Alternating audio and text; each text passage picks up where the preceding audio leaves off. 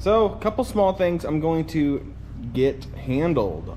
This is the valley cover. I have some like 1/2 inch round, just some bar stock here. So I just cut like a little 3/8 inch piece. I'm just gonna drill and tap an M6 hole. That'll allow me to put a P-clamp that'll hold the line in place here instead of it just free floating around. And then you may have recalled seeing me do this on my brother's valve covers, but let's do round 2. So these are Texas Speed LS valve covers with the, you know, coil mounts already like molded into them, but I'm going to add a couple 10AN bungs instead of utilizing this small like 3/8 inch hole for vent case, or the crankcase vent. To do this, but it's what I have, so I'm going to use it.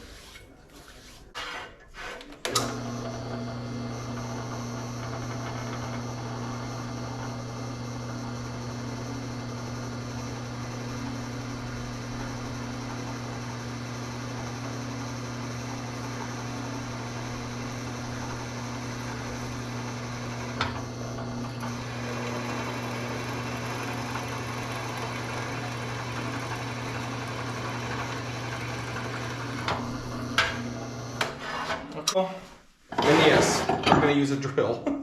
Don't care.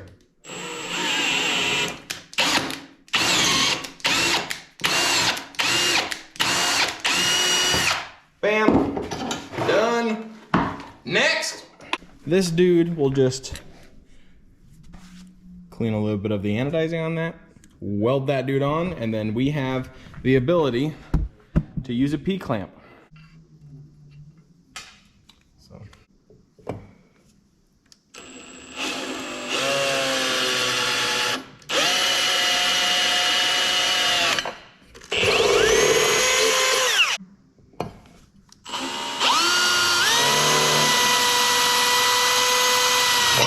I'm gonna use a unibit. I like these because they put like a perfect step for the fitting to go into.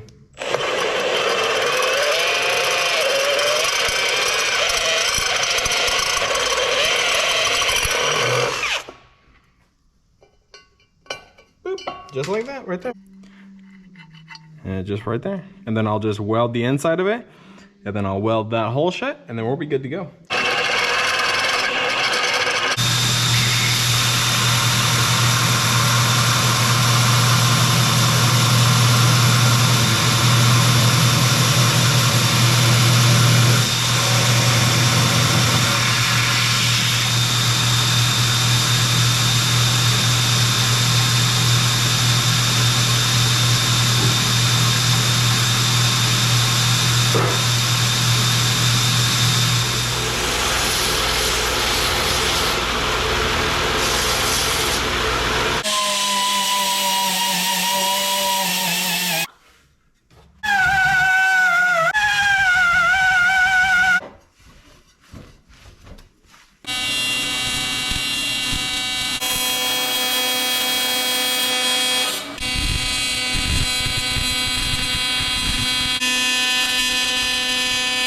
Now we got our baffles, and these are pretty simple. They just go in like that, and just got to kind of make sure you get it pressed back into place.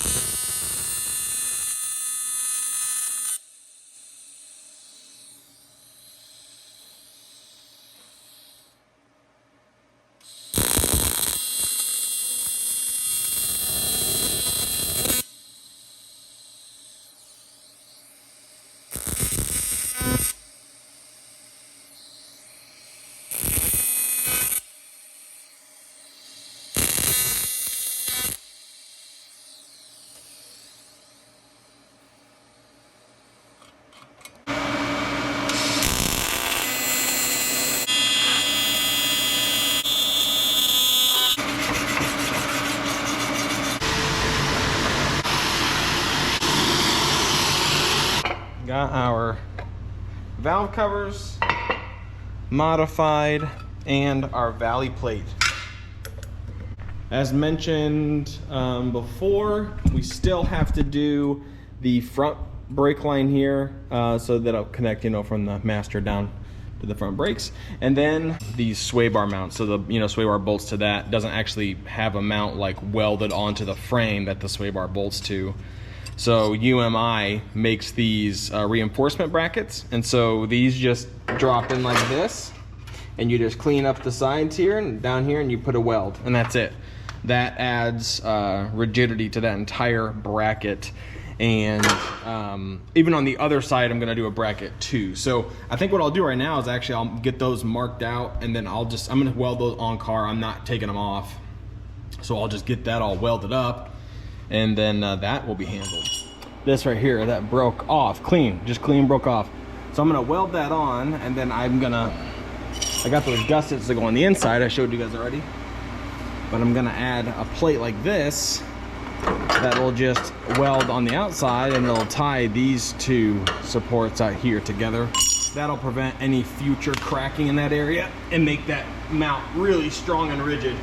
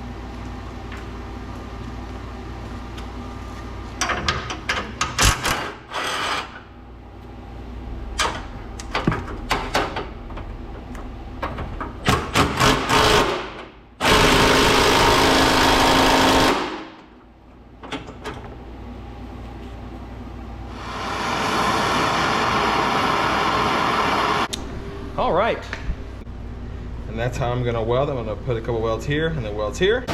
This plate goes in here.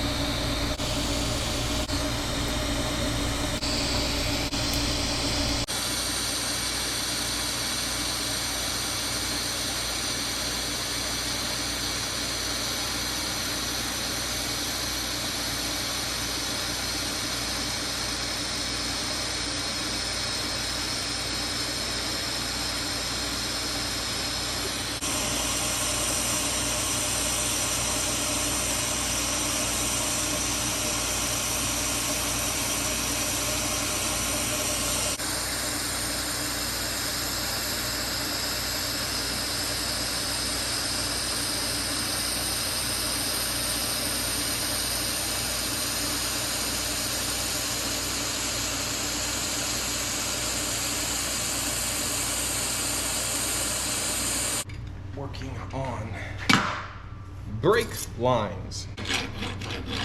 Huh? What size are those? Size are what? Those T-bolts. Should, are they a 10? Should be. What we're doing is we got this bulkhead fitting from Color Fittings, and this is a 3AN setup. And so Color Fittings, you can buy kits from them for brake line stuff like this, and they send you a bunch of like M10 1.0 banjo bolts, adapters to 3AN, that kind of stuff. So I'm going to be putting this bulkhead about here or so, but I need to get the line down there before I go finalizing where that goes. It would probably make more sense to just do a piece of aluminum filler rod, and so that's what I'm going to do. I'll hold it over this and just bend it to the same, which means that when the brake line goes in, it almost needs to bend again right at the, right here. It needs to 90 again. Do something. that.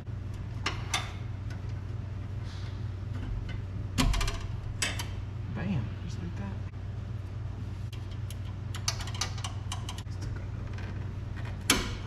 Like that.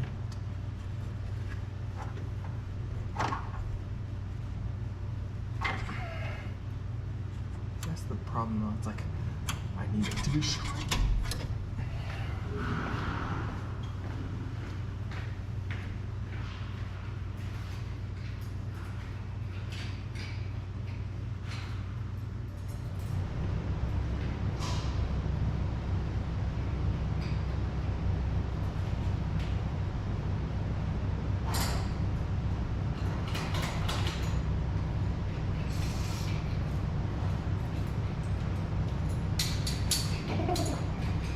I've already spent like 2 minutes on the car because I've had it all uniform thing.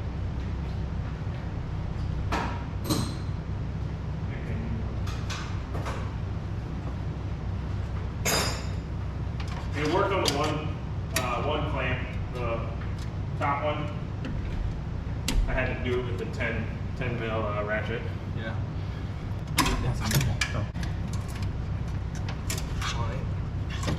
So got these brake lines all figured out. Now I'm gonna do the bulkhead fitting, which is what's gonna hold that line to the frame. And then from there, we'll do a AN line to a T fitting, which I showed you guys earlier. And then we're gonna tee off from there and go to the two fronts. So the last clip you saw was kind of working on a bunch of stuff, but we ended up getting all the brake line stuff sorted out. So the front brake lines are all sorted. Got the sway bar mounts all welded up as you saw. Now what I'm doing is put you guys on time lapse, and I'm gonna start blowing the engine bay apart, getting the rest of the stuff apart, get the cross member out, get the brake lines out that I just put together, get the wiring harness out, brake booster, all that stuff, steering column, so then I can start sanding this bay down and paint it.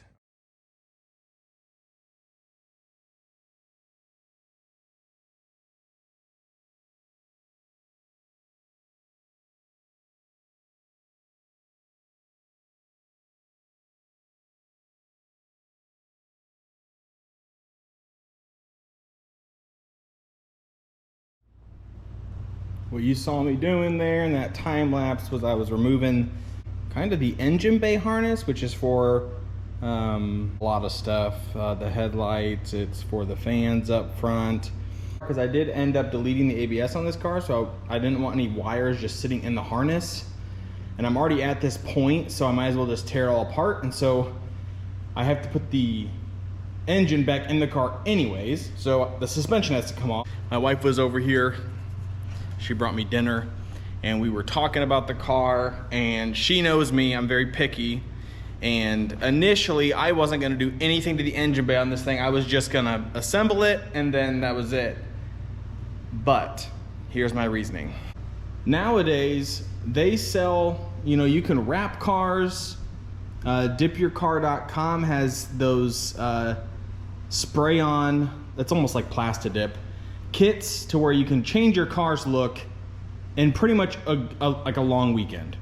So if the engine bay's red, the focal point of the car, if this is red, and let's say I do a black exterior, let's just say I do black. Red wouldn't necessarily look horrible, but it would look a little off. Let's say if I did teal, then it would definitely look off. If I did purple, it would definitely not look right. And so she convinced me to go ahead and just tear it apart a little bit further.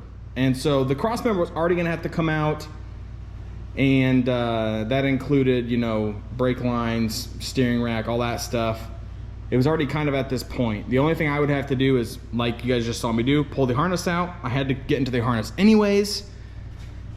The only other things I would have to remove is the steering column, the brake booster, and the clutch slave. I have to remove that anyways because I have to replace it with the tick unit that I purchased. So I'm gonna be running a tick master in the car.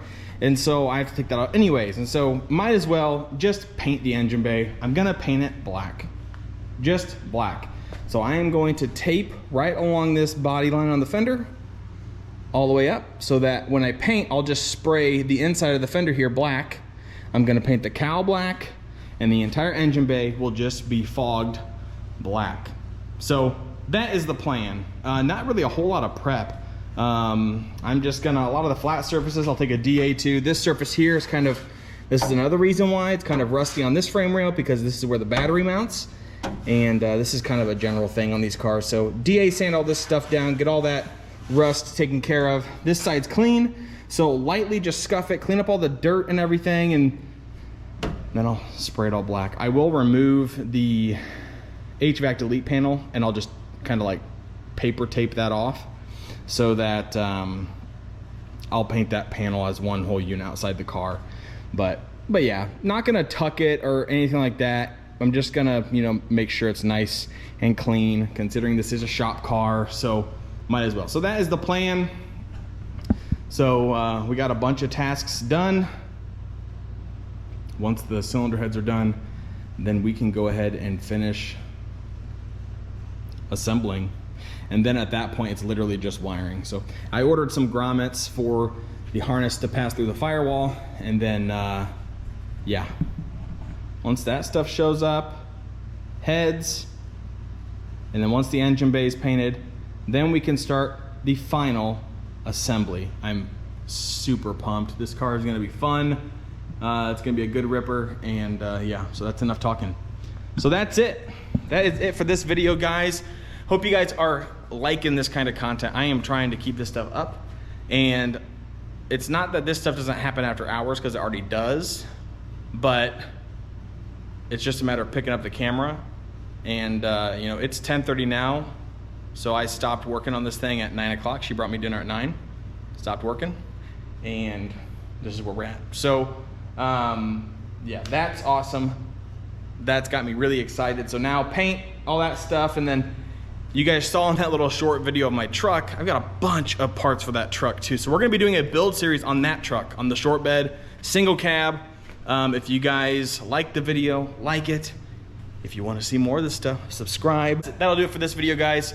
Let me know in the comments what you guys think. If you guys like this stuff, do you like it without music? Would you prefer there to be music like in the time lapses and stuff? For me, it's really easy just to throw them together and kind of just cut clips together and then throw them up for you guys to see. I know some people like the raw footage like that.